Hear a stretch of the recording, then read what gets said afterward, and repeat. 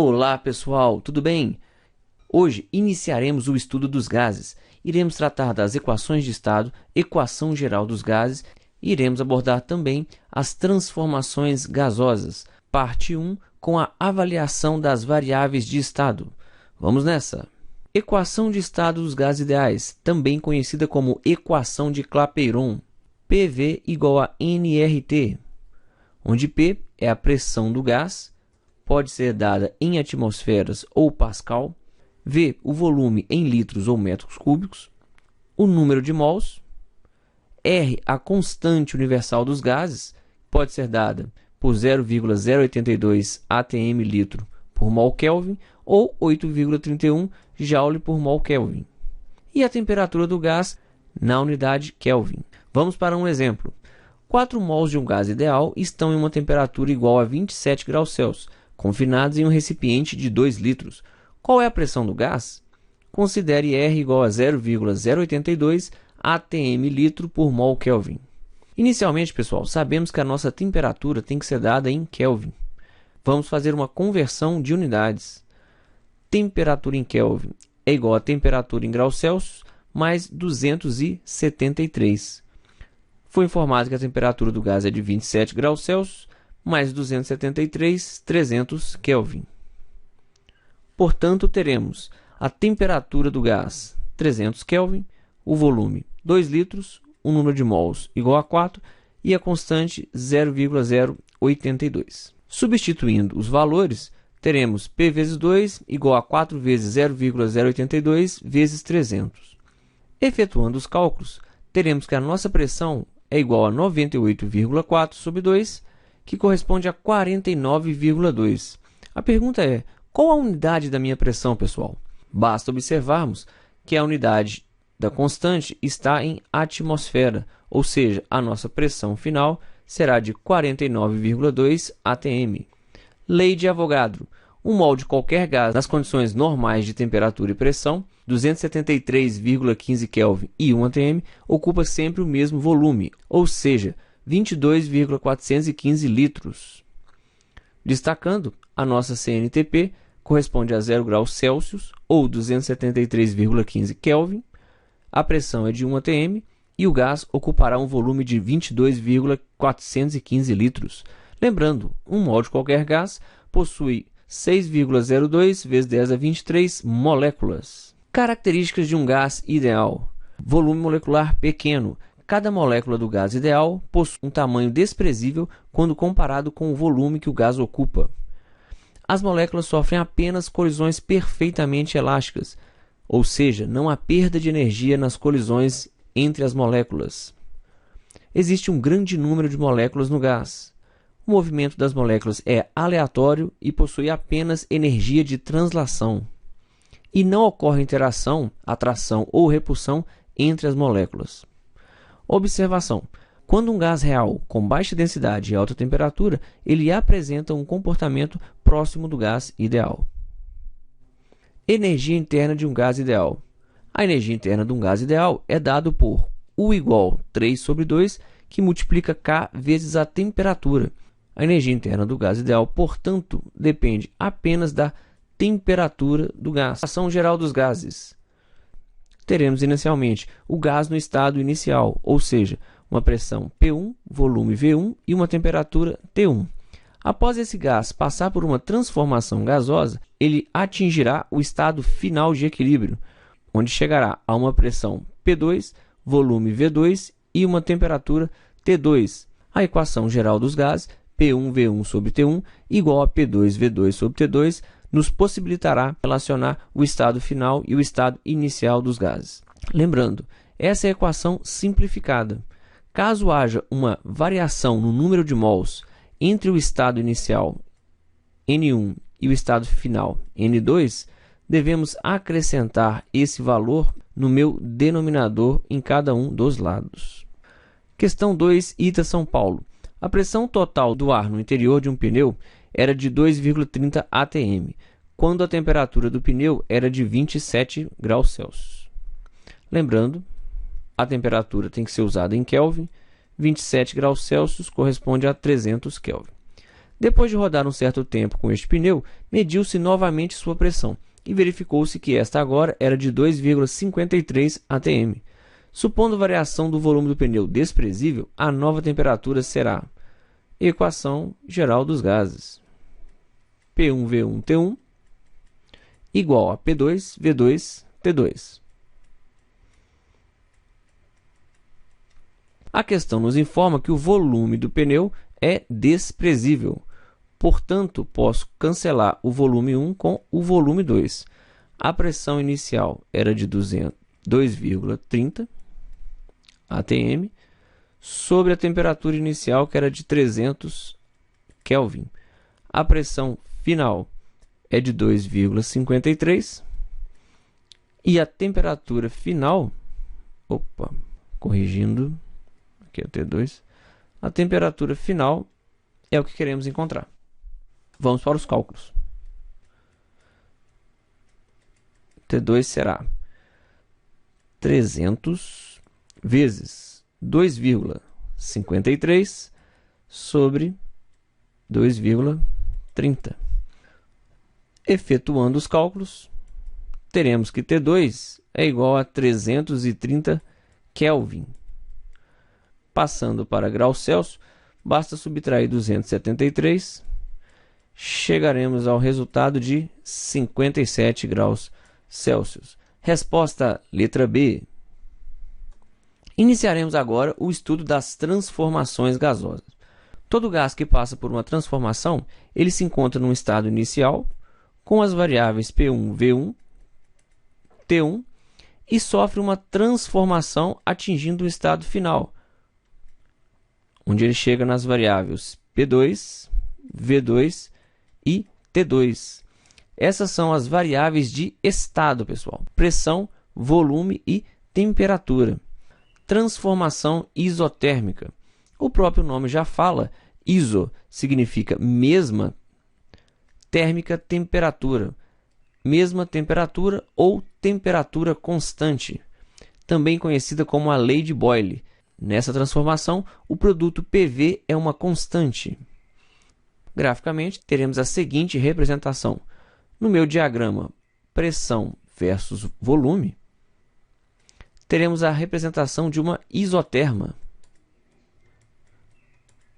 Nessa transformação, todos os pontos sob essa isoterma estão à mesma temperatura.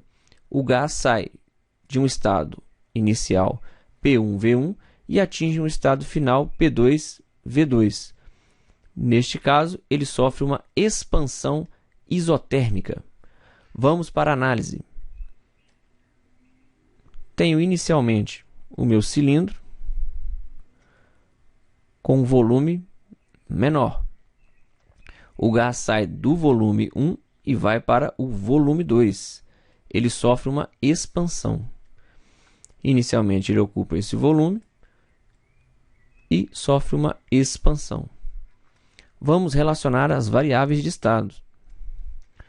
A temperatura 1 é igual à temperatura 2, porque é uma transformação isotérmica. O volume 1 é menor que o volume 2, o gás sofreu uma expansão. E a pressão, ela começa com uma pressão alta e atinge uma pressão menor.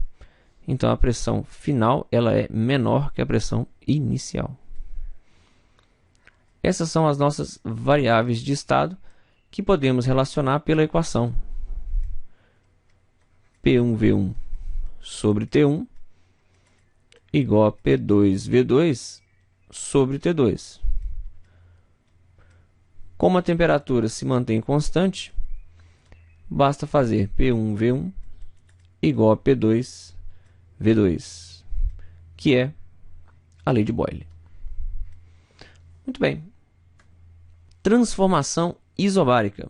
Ocorre a pressão constante e é dada pela lei de Charles, onde a razão V1 sobre V2 é igual a T1 sobre T2. Graficamente, teremos a seguinte configuração. No diagrama PV, tenham atenção quanto às nossas unidades que estão representadas, tá, pessoal? O gráfico indica um gás que sai do estado inicial P1V1 e atinge um estado final P2V2, sofrendo também uma expansão, porém isobárica, com pressão constante. Nesse caso, vamos para a análise. Tenho meu cilindro, inicialmente num volume menor, o gás ocupa esse volume e sofre uma expansão. A pressão se mantém constante, que nesse caso é a própria pressão atmosférica, né?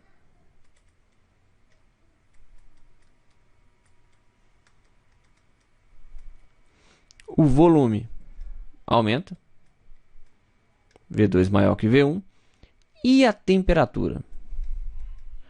Vamos aprender visualmente identificar onde que o gráfico possui uma temperatura maior e uma temperatura menor. Vamos desenhar em cada um dos pontos a isoterma que passa por esses pontos. Esse aqui não ficou legal, não.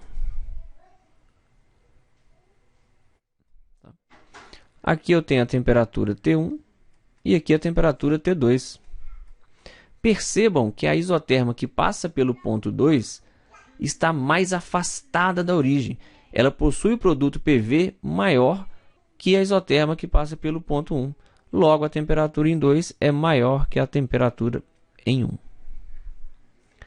Aplicando a equação geral dos gases, P1V1 sobre T1, P2V2 sobre T2. Como a pressão se mantém constante, posso simplificá-la.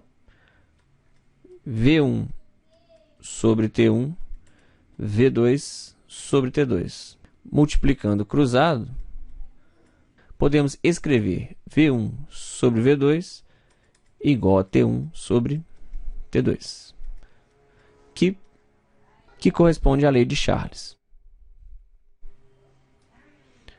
Transformação isométrica, isovolumétrica ou isocórica. É a transformação que ocorre a volume constante, que é dada pela lei de Gay-Lussac, ou seja, a razão P sobre T é uma constante. Teremos a seguinte representação gráfica no diagrama pressão versus volume. O volume é constante e o gás vai sair de um estado P1V1 para um estado P2V2. Vamos para a análise. Tenho o meu cilindro, que mantém o mesmo volume. V1 igual a V2. A pressão vai diminuir, nesse caso. E a temperatura, vamos traçar as nossas isotermas em cada ponto. Primeiro isoterma, segundo isoterma. Percebam que a temperatura em T1 é maior que a temperatura em T2. Quanto mais afastado da origem, maior é a temperatura. Aplicando a equação geral dos gases, vamos simplificar o volume, que é constante. A razão P1, T1 é igual a P2 sobre T2, que corresponde à lei de Gay-Lussac. Transformação adiabática. É uma transformação que ocorre sem troca de calor e ocorre num curto intervalo de tempo, e isso impossibilita a troca de calor com o meio externo. No diagrama pressão versus volume, teremos essa configuração. Vamos traçar a isoterma passando pelo ponto 1 e a isoterma passando pelo ponto 2. Não ficaram muito bonitas não, mas tudo bem.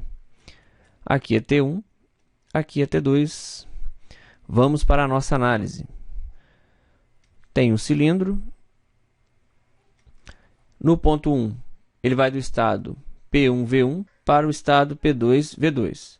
Ou seja, ele sofre uma expansão adiabática. O volume vai aumentar. O volume final é maior que o volume inicial. A temperatura vai diminuir. A isoterma que passa pelo ponto T2 é mais próxima da origem. T1 maior que T2. E a pressão, ela começa num ponto alto e termina num ponto menor. Portanto, P1 maior que P2. Veremos posteriormente que no caso da transformação adiabática, o produto PV elevado a gama é uma constante. Ok? Quem é esse gama? O gama é a razão entre o CP e o CV. O CP é o calor específico à pressão constante e o CV é o calor específico a volume constante. Veremos que para cada gás teremos um valor de gama. Questão 3, UFG de Goiás. O processo contínuo de respiração consiste na expansão e contração dos músculos da caixa torácica. Sendo um sistema aberto, quando a pressão interna é menor que a atmosférica, ocorre a entrada do ar e os pulmões se expandem. Após as trocas gasosas, a pressão interna aumenta, ficando maior que a atmosférica. Assim, a contração da caixa torácica, os gases são expirados. Considerando a temperatura interna do corpo humano constante e igual a 37,5 graus Celsius, o gráfico que representa os eventos descritos é... Bom, pessoal, pela própria questão, né, a temperatura interna se mantém constante. Está aqui a nossa resposta. Como eu tenho um gráfico PV em todas as alternativas, a nossa resposta é a letra A, é uma transformação isotérmica. Questão 4. A figura a seguir mostra um sistema de 3 balões de vidro contendo gás nitrogênio nas quantidades e nos volumes indicados. Esses balões são interligados por meio das torneiras T1 e T2, inicialmente fechadas. Considerando que o nitrogênio se comporta como um gás ideal e que a temperatura nos 3 balões é a mesma e permanece constante, assinale V ou F. A pressão em B1 é igual à pressão em B2. Podemos comparar o estado 1, o balão 1 com o balão 2, pela equação geral dos gases. P1V1 sobre T1 é igual a P2V2 sobre T2. No balão 1, eu tenho a pressão P1 e um volume V. A temperatura é a mesma.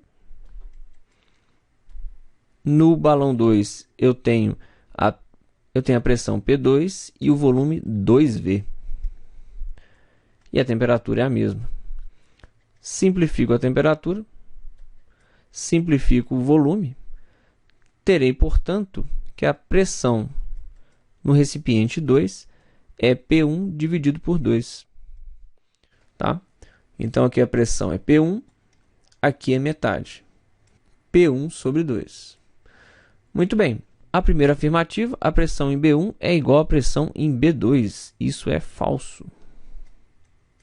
Vamos calcular agora a pressão no balão 3. P1V1 sobre T1. P3V3 sobre T3. Importante, pessoal. Aqui, ó, eu tenho 1 mol no balão 3 e meio mol no balão 2. Quando as quantidades em mol forem diferentes, eu preciso incluir na minha equação o número de mols. N1, N3. A temperatura é a mesma, pode simplificar. Teremos P1V1 sobre 0,5 igual a P3, 3V sobre 1. Posso cortar o volume. Teremos, portanto, que o P3, a pressão no balão 3, corresponde a 2 vezes a pressão do balão 1 dividido por 3.